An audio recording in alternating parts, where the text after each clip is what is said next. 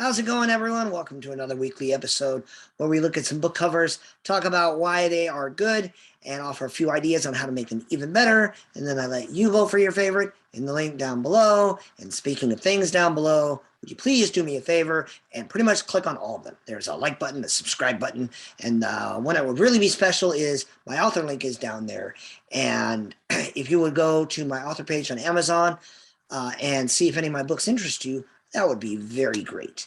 I am a self-published author, and I am also your humble host, M.L.S. Weech, and we do about 7 covers a week, and then at the end of the month, we do kind of like a ultimate championship round where one cover wins the title for book cover of the month, and in a few months, we're going to do the 2021 M.L.S. Weech Book Cover of the Year poll, and that should be a lot of fun.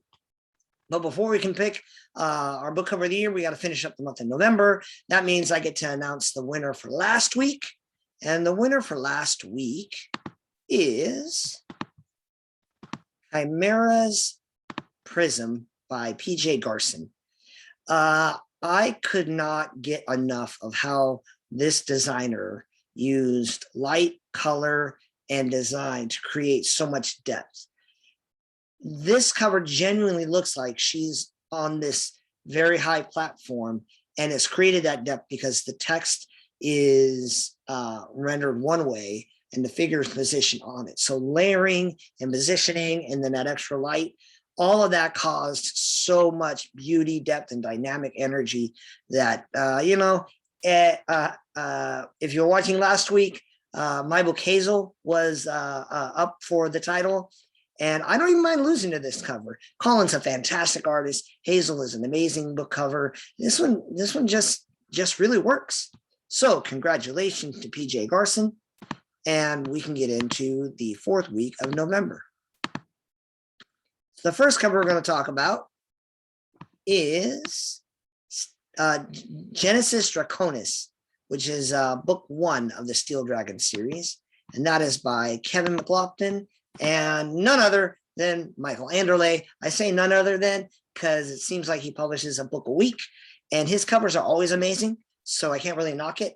I've never read any of his books, but I mean, Exhibit A, we have this stunning cover.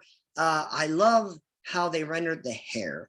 I don't know why a woman walking through this military area would like fling her hair around like she just got out of a hair commercial, but it adds a lot of energy. Maybe there was an explosion, maybe it's a really windy day, I don't know.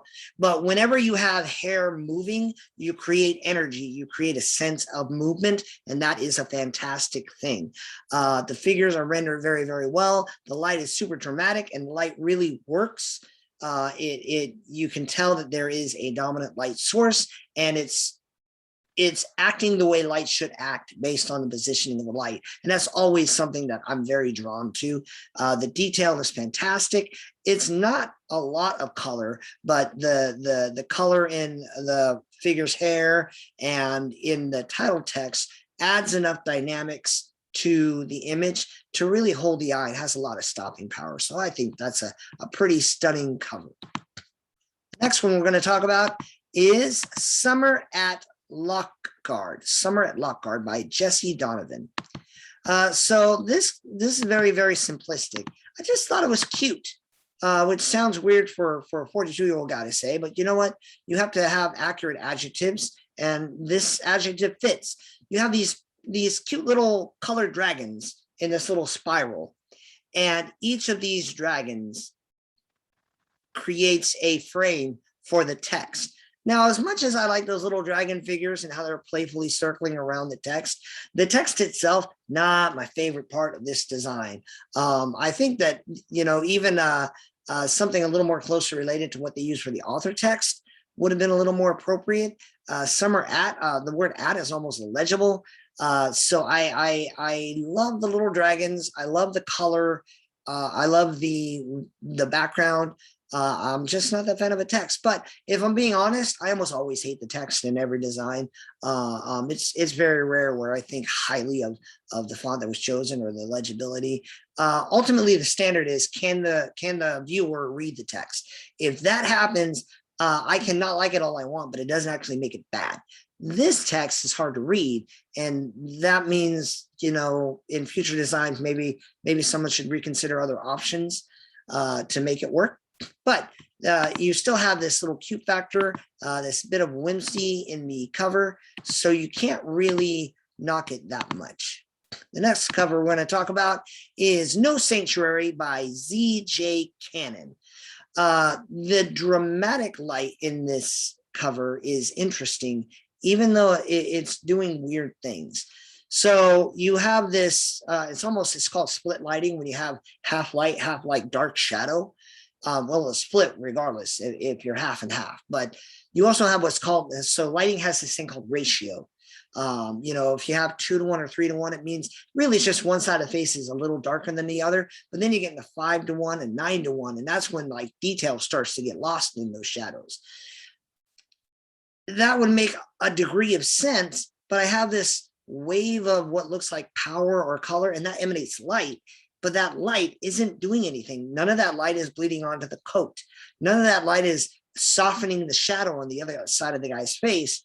So it looks fake, even though it's a part of the design. It doesn't look like it's real because it's not acting the way it would if there were actual light there. So I love the split lighting on the figure.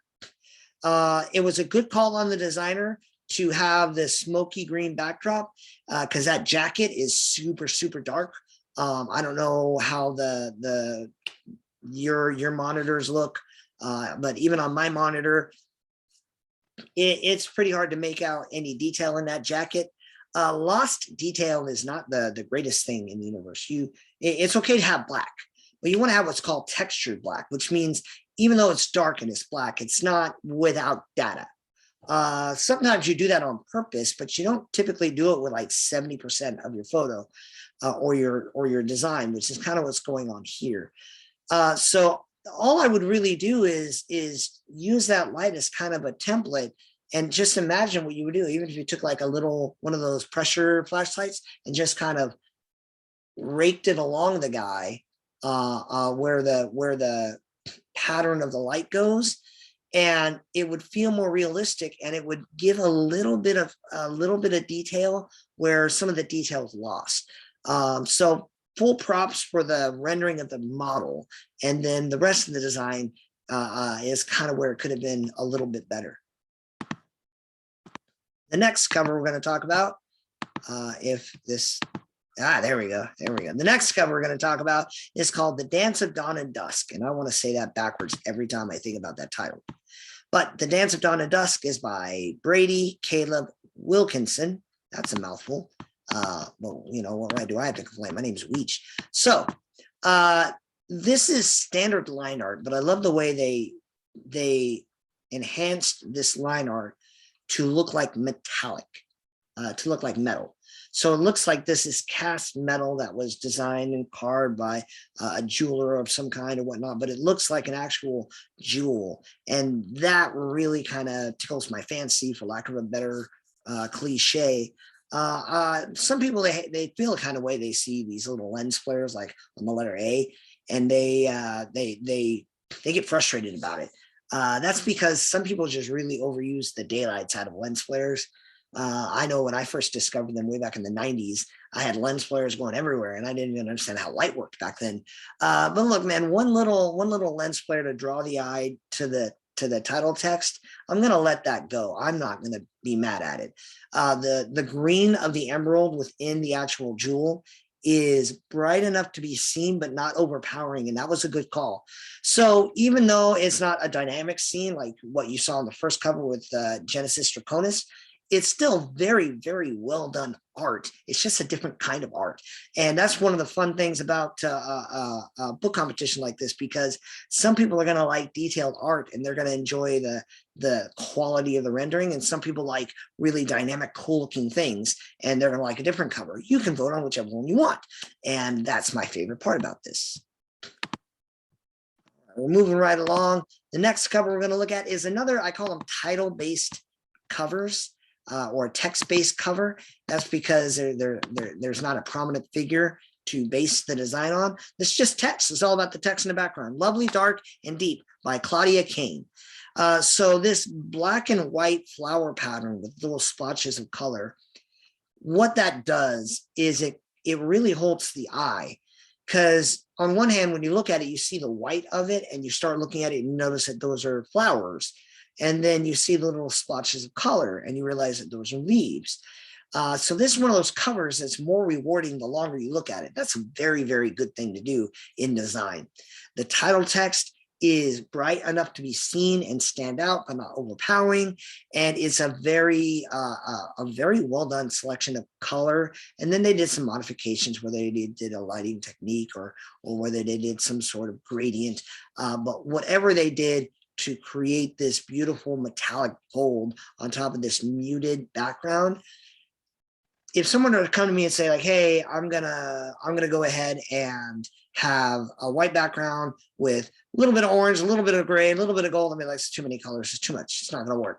And then someone goes, don't worry, it'll work. I would not believe it, but this cover proves that it's possible, which is kind of a thing for design.